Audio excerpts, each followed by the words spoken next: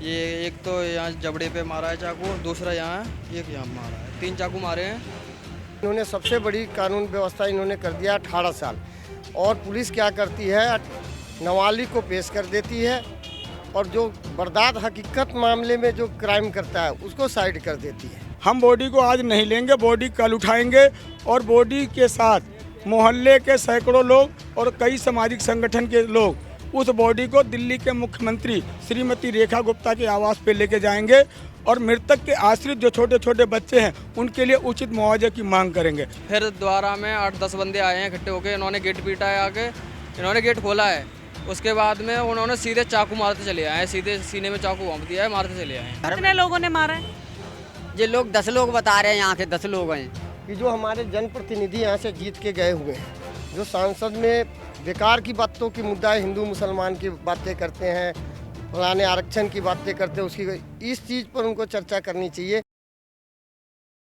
नमस्कार, आप लोग देख रहे हैं तेज तर्रार और मेरा नाम है आफरीन खान। होली जो खुशियों का त्यौहार होता है, एक दूसरे को रंग लगाकर लोग ढेर सारी बधाइयाँ देते हैं, खुशियाँ मनाते हैं। लेकिन आनंद पर्वत इलाके में ये खुशियाँ एकदम से मातम में बदल गई और ये रंगों की होली खून की होली बन गई। आखिर हुआ क्या, चलिए आपको बताते हैं, खबर को अंत तक ज़रूर देखिएगा। क्या नाम है आपका? उल्लन। आपके बेटे का नाम? विजय। क्या हुआ आपके बेटे के साथ? हमने तो सुना कि यहाँ पर उसके थोड़ी चोट लगी हुई है, यहाँ पर देखा है तो उसको चाकू से ख़त्म ही कर दिया है। क्या वजह थी मारने की? अब ये तो होली पे दारू बारू पी के झगड़ा हुआ होगा, सामने पे तो नहीं थे, हम गांव से आए हैं। कहाँ के रहने वाले हो? हम इधर जिला एटा गए हैं। तो कब आए, कब पता चला आपको? हमको कल 1 बजे का तब पता चल पाया, 2 बजे निकल पाए, 7 बजे यहाँ आ पाए रात। ये कत्ल कब हुआ था? कल हुआ है 1 बजे। कल दोपहर 1 बजे? हाँ, कल दोपहर 1 बजे। घर कितने लोगों ने मारा है? ये लोग 10 लोग बता रहे हैं, यहाँ के 10 लोग हैं। यही आसपास के हैं? हाँ, आसपास के हैं। पकड़े गए? अब बता रहे हैं पकड़ गए कुछ लोग। कितने साल का था आपका बेटा? हमारा बेटा 32-34 साल का था। शादीशुदा था? हाँ, 3 बच्चे हैं उसके। यहीं रहते थे या गाँव में? वो यहीं रहते थे। अच्छा, आप बस गाँव में? हाँ, हम गांव में रहते थे। उसके 2 बच्चे हैं बड़े, 10 साल का, एक 8 साल का। उनको अपने पास रखते थे। लड़की या 6-7 साल की उसके पास में ही थी। आप लोग थाने के बाहर किस उम्मीद में बैठे हो अभी? अभी बैठे हैं कि यहाँ का माहौल कैसा है, क्या होगा, 3 बच्चों को कैसे पाला जाएगा, क्या व्यवस्था बनेगी उनकी। अब हमारी उम्र है कमाने खवाने वाली, वो कमाने वाला तो रहा ही नहीं। तो आपका खर्चा भी वही उठाते थे? और कौन देगा? और हमारे पैर हैं इतने कि मजदूरी कर लाएंगे। एक ही बेटा था आपका? बच्चे हैं, सब अलग अलग रहते हैं। 3 बच्चे थे। हाँ, क्या मांगे आपकी, क्या कहना चाहते हो? अब ये कहना चाहते हैं उन बच्चों का ना कि थोड़ा सा बने तो अच्छा है, कैसे उनकी व्यवस्था हो। लड़की भी शादी होगी, लड़कों की तो कोई बात नहीं, तो लड़की की शादी भी हो। मर्डर भी यहीं पर हुआ था? मर्डर कल हुआ है ना, यहीं पर? यहीं पर। आनंद पर्वत में? हाँ, वहाँ बलजीत नगर में। बलजीत नगर का? बलजीत नगर में। क्या कहना चाहेंगे इस तरीके से जो मामला सामने आया उसे लेकर? देखिए, मामला तो बहुत ही यहाँ पर संगीन हमेशा हो रहा है। महीने में 2, 4, 5 कांड अनंतपुर थाना अंतर्गत हो ही जाता है। हालांकि ऐसे पूरी दिल्ली में क्राइम बढ़ गया है। इस पर कोई रोकथाम नहीं है इन सरकार की, और इस पर कोई चर्चा नहीं करते।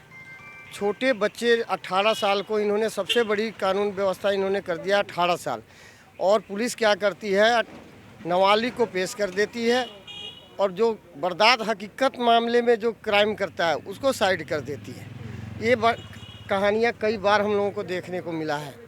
जो अपराधी होता है उसे बचा लेते हैं, नाबालिगों को आगे कर। हाँ, ताकि वो 2-4 महीने फिर वो अंदर से आता है, वो गुंडा राज अपना करता है। मैं तो कुछ नहीं हुआ जी, मैंने तो उसको मार दिया, फलाना किया। वो अपना दहशत फैलाता है मोहल्ले में, 2-4 बच्चे और ख़राब करते हैं। तो मैं तो सरकार से इस चीज़ की मांग करना चाहता हूँ कि जो हमारे जनप्रतिनिधि यहाँ से जीत के गए हुए हैं, जो सांसद में बेकार की बातों की मुद्दा है, हिंदू मुसलमान की बातें करते हैं, फलाने आरक्षण की बातें करते हैं, उसकी इस चीज़ पर उनको चर्चा करनी चाहिए कि 12 साल के बच्चे को आज के युग में, जो आजकल का युग चल रहा है मोबाइल का, इसका सब चीज़ का, इसको देखते हुए 12 साल के बच्चों को अपराधी संख्या नाबालिग में लाना चाहिए, ताकि उसको बाल गृह में भेजने के बाद वो सुधर सके।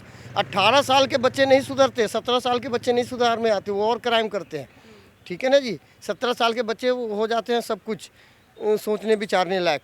तो इसलिए मैं कहना चाहता हूँ कि सरकार से मांग करता हूँ कि इस पर यदि अब ये छुड़ाने में इसके साथ ये बर्दाश्त हो गया, इससे लड़ाई भी नहीं हुई थी। लड़ाई किसी क्या हुआ, क्या था, क्या वजह थी? वह ये था कि 2-4-5 लड़के दारू पी शराब पी रहे थे गली मोहल्ले में। जैसे हम वहाँ गए थे आज सुबह पता लगा, तो दारू शराब पी रहे थे, हर घर का दरवाज़ा कुंडी खटखटा के पानी मांग रहे थे, कोई नहीं दिया।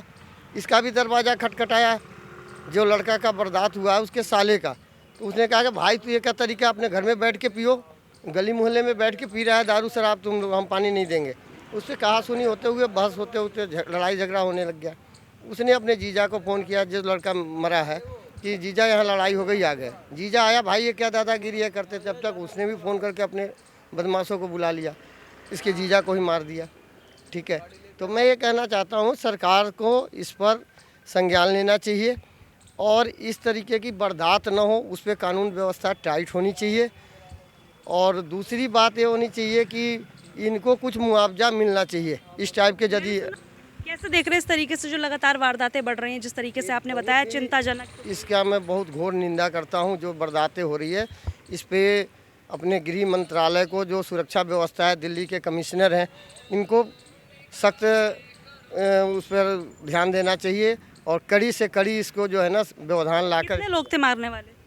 6-7 बता रहे हैं जी। ऑन द स्पॉट ही डेथ हो गई? वहीं हो गया था जी। अभी बॉडी मिली नहीं? बॉडी नहीं मिली है जी। सामाजिक लोग कह रहे हैं कि हम बॉडी नहीं लेंगे जब तक हमारे आनंद पर्वत थाने में इस तरह के हमें रोज़ की बर्दातें हैं और रोज़ हम लोगों को संघर्ष करना पड़ता है। तो इस पर कोई ना कोई ठोस कदम सरकार उठाए या केंद्रीय मंत्री आकर वहाँ पर जवाब दे या उसको मुआवजा दे। मेरा नाम दिलीप कुमार गुप्ता है। मैं एक संस्था चलाता हूँ, टीम फाटक एकता मंच के नाम से। और जो इस वारदात के बारे में मेरा जो अपना मानना ये है कि जब आम लोगों के साथ ये वारदात होती है तो पुलिस कभी किसी के इनकाउंटर नहीं करती है।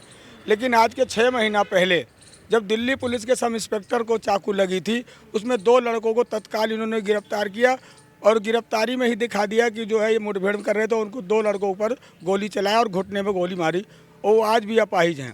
तो आम पब्लिक के साथ जब होता है तो ये पुलिस वाले उन अपराधियों को क्यों नहीं गोली चलाते हैं?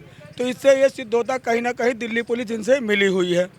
दूसरी बात यह है कि आए दिन जब दिल्ली में वारदात हो रहा है, अभी भी इसमें पुष्टि नहीं पुलिस ने किया है कि नाबालिग ने मारा या बालिग ने मारा है। अभी हम लोग शांत हो जाएंगे तो नाबालिग दिखा करके 4 लड़कों को और उठा लेंगे और उनको बंद करेंगे, 3 महीना बाद उनकी बेल हो जाएगी। अब हम ये मांग करते हैं कि नाबालिग का जो कानून है, अपराधी चाहे 8 साल का हो या 80 साल का हो, सज़ा दोनों बराबर होना। कर रहा है फिर वो नाबालिग रहे कैसे? नाबालिग नहीं, उसको सज़ा बराबर होना चाहिए। और हम अभी पुलिस जो है ज़बरदस्ती प्रेशर बना रही है कि बॉडी ले लो, लेकिन हम सामाजिक संगठनों से, कई संगठनों से मेरी बात हुई है, हम बॉडी को आज नहीं लेंगे। कौन से अस्पताल में? लेडिंग हार्डिंग में है। हम बॉडी को आज नहीं लेंगे, बॉडी कल उठाएंगे और बॉडी के साथ मोहल्ले के सैकड़ों लोग और कई सामाजिक संगठन के लोग उस बॉडी को दिल्ली के मुख्यमंत्री श्रीमती रेखा गुप्ता के आवास पे लेके जाएंगे और मृतक के आश्रित जो छोटे छोटे बच्चे हैं उनके लिए उचित मुआवजे की मांग करेंगे। जब तक मुआवजा नहीं देंगे तब तक हम बॉडी को नहीं जलाएंगे। ये हमारी मांग है दिल्ली सरकार से। और दिल्ली सरकार में ये होना भी चाहिए कि अगर किसी अपराधी तो अपराध कर गए, वो जेल चले गए, लेकिन उनको बच्चों को कौन पालेगा? उस अपराधी के घर का कुर्की करा कर, नीलामी करा करके उन्हीं से मुआवजा लिया जाए, जिससे वारदात आगे रुकेगी। कि एक दूसरे को दहशत होगा कि अगर मैं किसी को चाकू मारूंगा तो मेरा घर बिक जाएगा। अभी कुछ नहीं है, दिल्ली पुलिस ही अपराधियों को बता देती है भाई तू 18 से कम का है, तू छूट जाएगा। हमारे एरिया में ऐसे। तो आपको लग रहा है पुलिस की बहुत सारी कमियां हैं यहाँ पर? हाँ जी, पुलिस की कमियाँ हैं और जो मुआवजा नहीं मिलती है वो सरकार की कमियाँ हैं। सरकार के अभी बड़े नुमाइंदों को किसी चाकू लग जाए, किसी सांसद को लग जाए, किसी विधायक को लग जाए तो मामला सदन में उठता है और हम अखबार उठा के देखते हैं तो रोज़ लिखा होता 5 नाबालिग समेत हत्या, 5 नाबालिग समेत हत्या, और नाबालिग बच जाते हैं। लोगों की ज़िंदगी की उतनी वैल्यू नहीं है जितनी नेताओं की, यही कहना चाह रहे हैं। आम आदमी की ज़िंदगी इन्होंने कीड़ा मकोड़ा कर दिया है। अभी पीछे 3-4 साल पहले आनंद पर्वत थाने के अंतर्गत एक लड़की को चाकू लगी थी, तो दिल्ली के उस समय तत्कालीन मुख्यमंत्री थे अरविंद केजरीवाल जी, वो मौके पे आके 10 लाख रुपए की घोषणा करके गए थे और परिवार में एक नौकरी दिए थे। तो इस परिवार को, जिसके छोटे छोटे बच्चे हैं 4 साल 5 साल के, उनके परिवार को कौन चलाएगा? दिल्ली के मुख्यमंत्री क्यों नहीं मौके पे आती हैं और उनके बच्चों को जो है उचित मुआवजा की घोषणा करके उनके परिवार को सरकारी नौकरी की मांग, जब तक सरकारी नौकरी देने का वादा नहीं करेंगे तब तक हम लाश को रोड पे लेकर के आंदोलन करेंगे। ये घर की क्लिप है जो मैंने बाद में आके ली थी। ये मेरा भाई था, इसका मर्डर हुआ है। ये वजह क्या रही, कुछ पता चला है? मेरे को इतना कुछ नहीं मालूम पड़ा है। ये हॉस्पिटल में ज़बरदस्ती क्लिप बनाई, हमने बनानी नहीं थी। ये एक तो यहाँ जबड़े पे मारा है चाकू, दूसरा यहाँ, एक यहाँ मारा है, 3 चाकू मारे हैं। ये मारने वाले जैसे बता रहे हैं आपके पिताजी 10 लोगों के आसपास। हाँ 8-10। तो क्या कोई लड़ाई झगड़ा पहले का कुछ इन्फॉर्मेशन मिली? नहीं, थोड़ी देर पहले 3-4 बंदे पी खा के गाली वाली बक रहे थे। तो छोटे छोटे बच्चे हैं घर में और लड़की है वगैरह, तो इन्होंने नहीं बर्दाश्त किया तो थोड़ी हाथापाई हो गई थी इनमें। तो वो चले गए वापस। फिर दोबारा में 8-10 बंदे आए हैं इकट्ठे होके। इन्होंने गेट पीटा है आके, इन्होंने गेट खोला है। उसके बाद में उन्होंने सीधे चाकू मारते चले आए, सीधे सीने में चाकू घोंप दिया है, मारते चले आए। तो वहीं पर ऑन द स्पॉट डेथ हो गई थी अस्पताल में जाने के बाद? ये तो मेरे को नहीं मालूम, क्योंकि मेरे को तो शाम को आके मालूम पड़ी है अब डेथ हुई है यहाँ पे। अस्पताल कौन लेकर गया था? अस्पताल में उनका साला है, वो लेके गया था। अभी है यहाँ? अभी वो अस्पताल में ही है। देखिए यहाँ पर आप सुन रहे थे किस तरीके से एक 32 साल के व्यक्ति की चाकू गोदकर बेरहमी से हत्या कर दी जाती है। हैरानी की बात यह है कि यहाँ पर मौजूद लोगों के द्वारा बताया गया कि जो अपराधी हैं उन्हें बहुत आसानी से नाबालिग कहकर कह दिया जाता है कि भैया ये नाबालिग है, और आपको पता है उसके बाद उनके ऊपर क्या कुछ कार्रवाई होती होगी।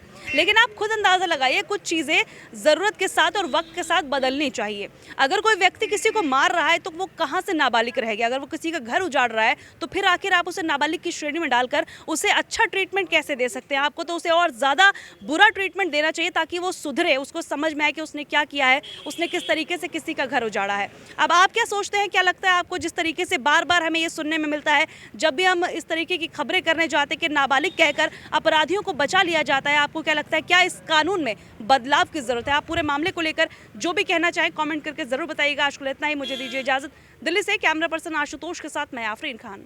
अगर आपको हमारी ये वीडियो पसंद आई हो तो इसे लाइक एंड शेयर करना बिल्कुल भी ना भूलें। इसके साथ ही हमारे चैनल तेज तरार को जरूर सब्सक्राइब करें और हाँ, बेल आइकन को दबाना बिल्कुल भी मत भूलिएगा, जिससे दिल्ली से जुड़ी तमाम खबरों की नोटिफिकेशन सबसे पहले आप तक पहुंचे।